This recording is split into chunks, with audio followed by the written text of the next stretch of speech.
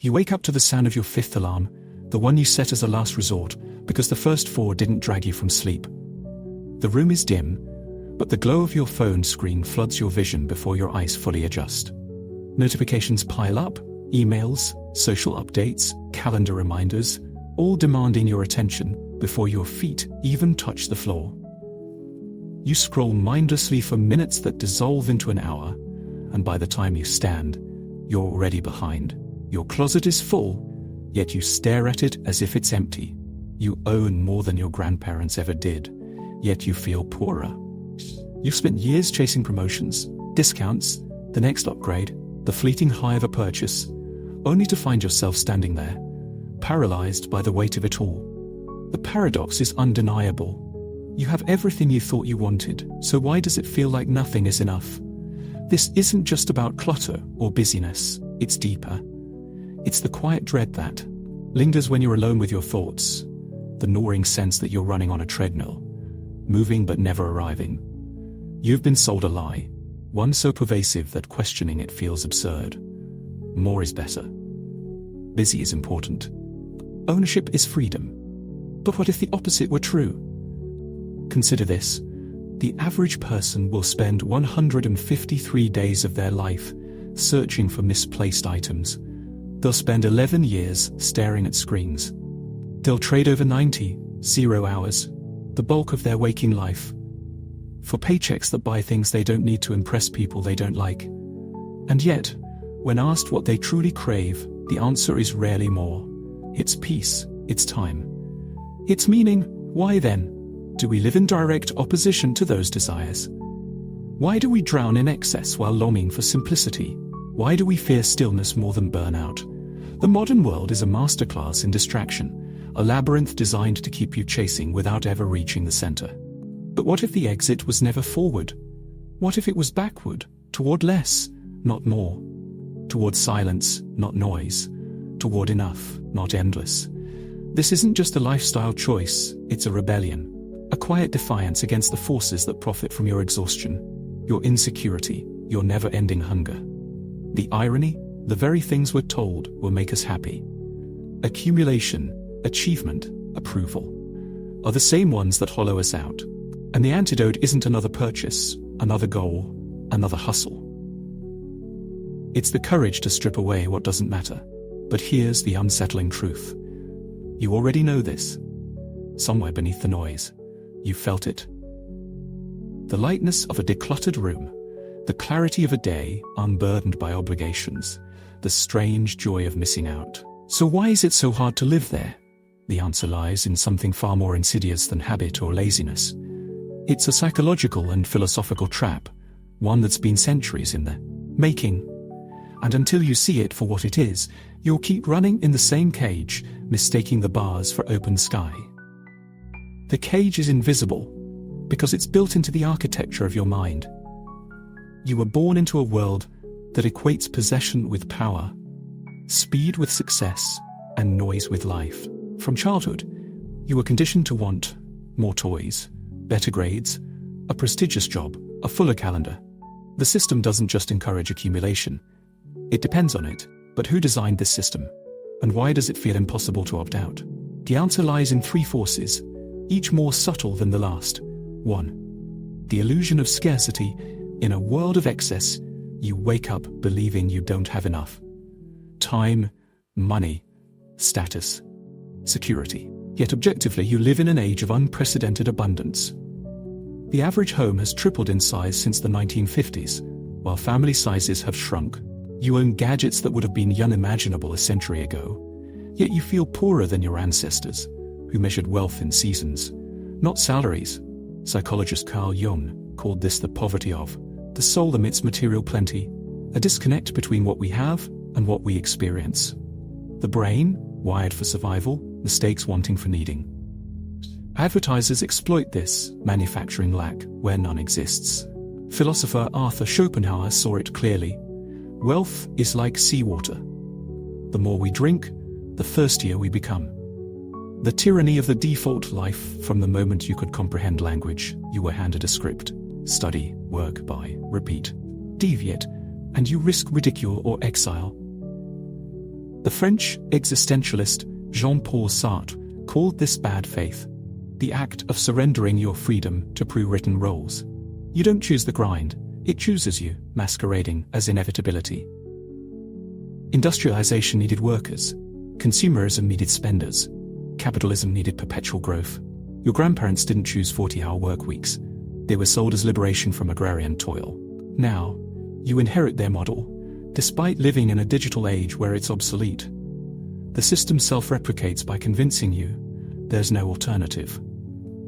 3. The addiction to distraction. Blaise Pascal, the 17th century philosopher, wrote, "All of humanity's problems stem from man's inability to sit quietly in a room alone." Today, his observation is a prophecy fulfilled. You're bombarded with stimuli designed to hijack your attention. Algorithms that thrive on your restlessness, news cycles that feed on your anxiety, a culture that glorifies busy as a badge of honor. Neuroscience reveals why this is so hard to resist. Dopamine, the neurotransmitter linked to pleasure and motivation, spikes not when you have, but when you anticipate. The scroll, the swipe, the next purchase, they're all slots in a psychological casino. And like any addict, you mistake the rush of the chase for real fulfillment. The unseen puppeteers these forces didn't emerge in a vacuum. They're the legacy of philosophers like John Locke, who championed property as the root of liberty, and economists like Adam Smith, who framed endless growth as progress. Even religion played a role. The Protestant work ethic equated toil with virtue, embedding guilt into idleness.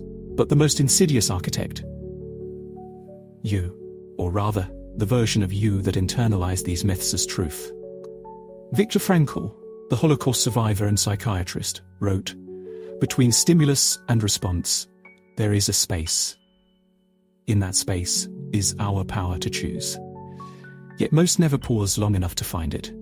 You've been taught to fear emptiness, of schedules, of shelves, of silence, because emptiness forces you to confront the questions you've been running from. Who are you outside of what you own? What do you value when no one is watching? Why does the thought of less terrify you more than the reality of too much? The chains aren't just around your wrists, they're woven into your nervous system. But chains, no matter how strong, can be broken. The first step? Seeing them. There's a quiet violence in the way modern life amputates your attention. You check your phone 58 times a day, not because you want to, but because your brain has been rewired to crave the interruption. You feel a phantom buzz in your pocket when nothing is there. You scroll through photos of strangers' vacations while your own life slips by, unremembered. This isn't just distraction, it's disintegration. The consequences of living against your own nature are not just inconvenient, they're catastrophic. And they unfold in 3 silent layers. 1. The erosion of presence you've forgotten how to be here. Not just physically, but fully. Your meals are eaten between emails, your conversations half-listened to while composing replies. The German philosopher Martin Heidegger called this forgetfulness of being, the tragedy of existing without ever truly inhabiting your existence. Studies now show the average attention span has dropped below that of a goldfish. But this isn't just about focus. It's about the slow death of wonder. When was the last time you watched a sunset without reaching for your phone, sat through a song without mentally drafting a to-do list, felt time expand rather than evaporate? These aren't romantic notions. They're biological imperatives. The brain's default mode network, responsible for creativity, self-reflection, and meaning-making, only activates in stillness. Deprive it of that, and you don't just lose depth, you lose yourself, too. The paradox of choice: walk into any supermarket and you'll face 50 types of toothpaste. Open Netflix and you'll drown in 0 options. This should feel like freedom. Instead, it induces what psychologist Barry Schwartz calls the paradox of choice. The more options we have, the less satisfied we become with any decision. Your ancestors chose between survival and starvation. You choose between 27 shades of beige for your sofa, and then lie awake questioning if you picked the right one. Decision fatigue consumes more mental energy than actual labor, leaving you exhausted by noon. But the real cost isn't just wasted time. It's the quiet annihilation of contentment, when everything is enough. 3. The theft of time. Here's a calculation that should terrify you. If you live to 80, you'll have roughly 40 weeks. Half are already gone. Of the remaining, a third will be spent sleeping. What remains is devoured in fragments, commutes, calls, meetings about meetings. The average person spends 5 years waiting in lines, 13 years watching TV. But the greatest theft isn't how time is spent, it's how it's perceived. Neurologically, novelty encodes memory. When days blur into identical cycles of consumption and distraction, your brain stops recording them. You look up and wonder where the years went because you weren't there to witness them. The French call this l'appel du vide, the call of the void, not a physical abyss, but the eerie sense of having lived on autopilot. The collective delusion these aren't personal failings. They're symptoms of what Aldous Huxley predicted in Brave New World, a society so saturated with comfort and distraction that people learn to love their oppression. Social media isn't just addictive, it's a metronome synchronizing mass anxiety. The 24-hour news cycle doesn't inform. It colonizes your nervous system. Even minimalism has been commodified. Buy the right organizer, the perfect neutral wardrobe, and then you'll be free. But the most damning evidence, how hard it is to talk about this without sounding insane. Try telling a coworker you're quitting to grow vegetables and watch their face morph into polite concern. Mention you don't own a smartphone, and you might as well confess to arson. The system defends itself by making alternatives seem absurd. The body keeps score. Your mind can rationalize the madness, but your body rebels. Cortisol spikes from constant notifications mirror prehistoric stress responses to predators, except the tiger is now an unread Slack message. Chronic inflammation, insomnia, and anxiety disorders are the physical invoices for a life out of sync with human rhythms.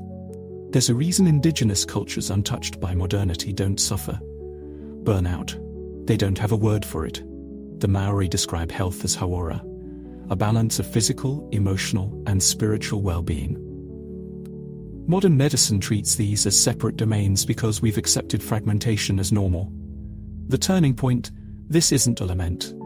It's a diagnosis. Because beneath the fatigue, there's a dormant instinct, one that whispers this isn't how it's supposed to be every time you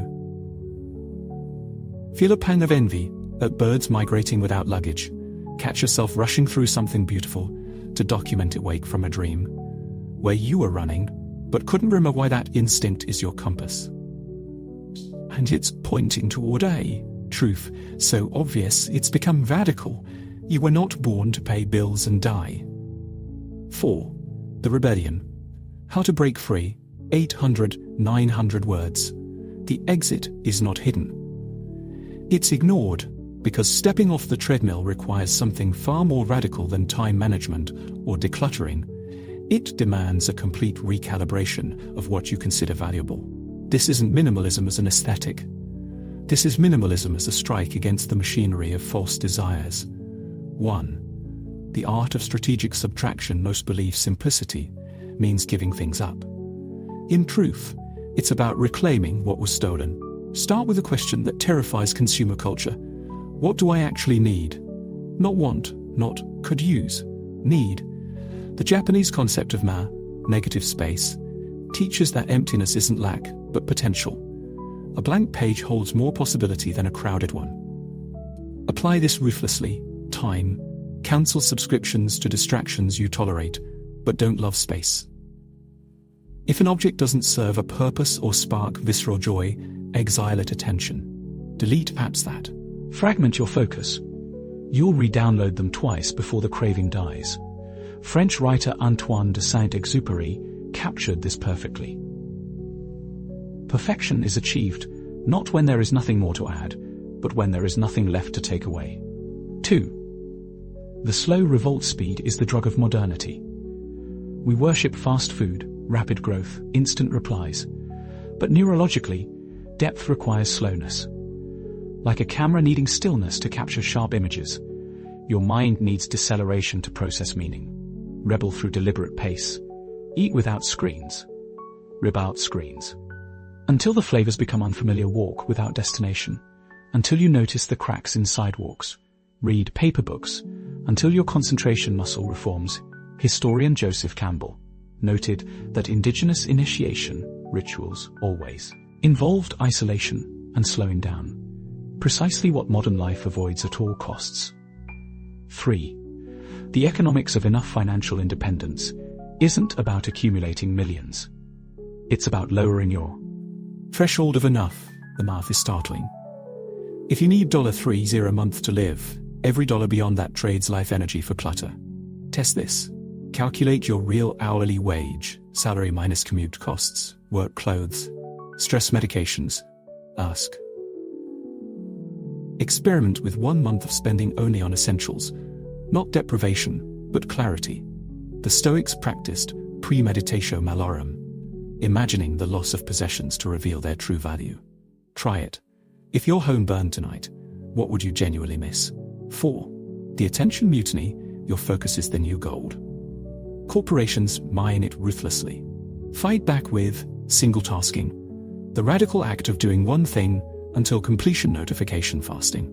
Designate hours where screens exist only as tools, not masters. Boredom cultivation. Sit quietly daily until the itch to reach for devices fades. Neuroscientist Richard Davidson found that after just 2 weeks of attention training, the brain physically rewires toward deeper focus.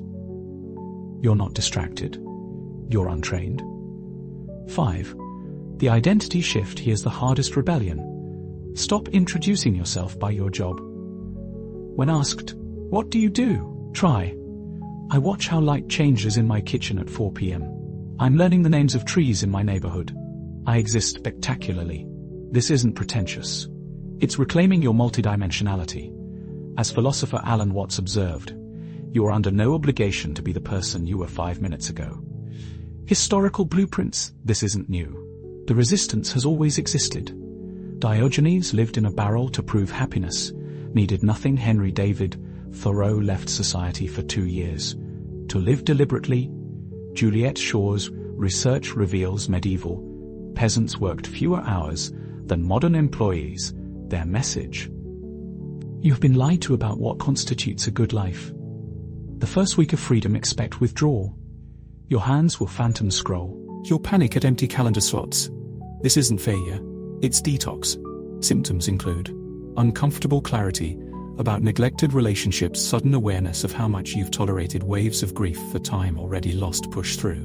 By day 7, something shifts. You'll notice the return of taste, food, music, conversations become vivid. Time distortion. Days feel longer when not measured in productivity. Spontaneous creativity.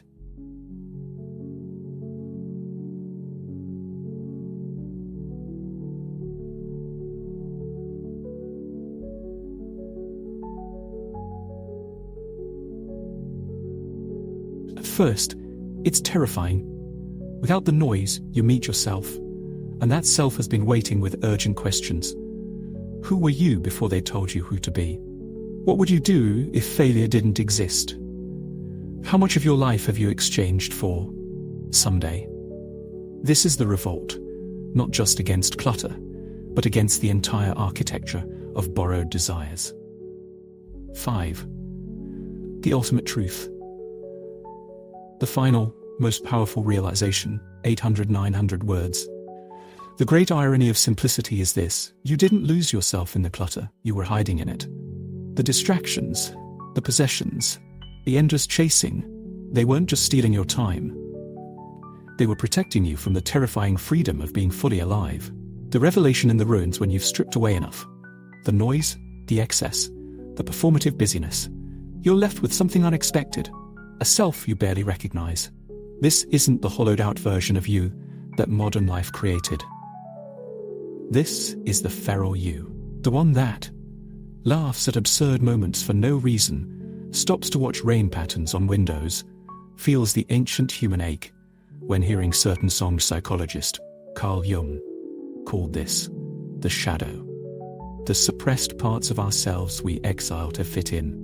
But in simplicity, these fragments return. And with them comes the most dangerous question of all. What if who you really are was never the problem? The physics of enough nature operates on elegant minimums. Trees grow only as tall as needed to reach light, rivers carve paths of least resistance, birds migrate with precisely the energy required, humanity alone hoards beyond reason. Yet when you finally touch enough, you experience what physicist Richard Feynman described as the beauty of the universe, not in adding, but in revealing what was always there. This manifests practically. That empty weekend becomes a portal to forgotten hobbies. The cleared shelf collects sunlight instead of dust. The silent morning reveals thoughts you mistook for intuition. The time mirage dissolves here. There's the illusion collapsing. Busyness wasn't filling your time, it was erasing it. Like a dream where you run but never move, consumption creates the sensation of progress without actual motion. But in simplicity, time warps. An hour of uninterrupted reading feels expansive. A walk without purpose becomes a memory that lingers. Conversations stretch and deepen without the pressure of getting somewhere. Neurologically, this makes sense. The brain marks time by novelty. When you stop rushing through identical days, time stops slipping through your fingers. The most dangerous freedom with space comes an unsettling truth. You could have been living this way all along. No permission was needed. No guru held the key. The prison door was never locked. You were just never taught to try the handle. This realization brings rage. For years spent chasing false targets, grief. For versions of yourself lost to societal scripts, euphoria. At the sheer abundance still available, philosopher Albert Camus saw this clearly. But what is happiness except the simple harmony between a man and the life he leads? The antidote to modern madness, simplicity, isn't deprivation. It's the reclamation of your senses. When you stop drowning in excess, food tastes like it did in childhood. Music vibrates in your ribs again. Touch becomes electric. Not habitual. These aren't small pleasures. They're revolutions against the numbness required to endure modern life. The final paradox, and here lies the ultimate twist. The less you need, the richer you become. Not metaphorically, physically. When your happiness isn't tied to external validation, a park bench rivals a penthouse library. Books outshine luxury purchases. An afternoon with a friend outweighs a promotion. This is what the Stoics meant by ataraxia, the profound peace of wanting nothing, not because you have everything, but because you've unshackled yourself from the need to have. Your new resistance from this moment forward. Every choice becomes sacred. When ads whisper you're incomplete, you'll laugh when colleagues brag about burnout. You'll pity them when society calls you for opting out. You'll hear it as praise because you've is not wanting what they're selling. The last page. Close your eyes. Breathe. Notice how the air feels entering your body. That's all you ever truly own. This breath, this moment, this aliveness. Everything else was scenery. The world will keep spinning its webs of more, better, faster. But you're free now.